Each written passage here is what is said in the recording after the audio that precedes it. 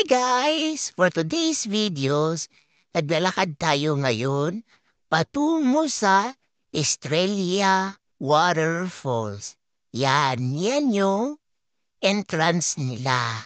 Napakaganda, malinis, napakalawak naman ng parking nila.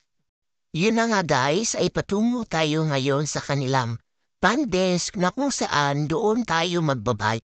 Yun na nga ang binayaran namin ay nasa 550 pesos para sa 5 tao at meron na rin cottage. Yun nga ay pababa na kami sa waterfalls.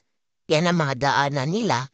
Ang mag-ingat-ingat lang sa panahon ngayon dahil madulas ang daan dahil maulan ngayon.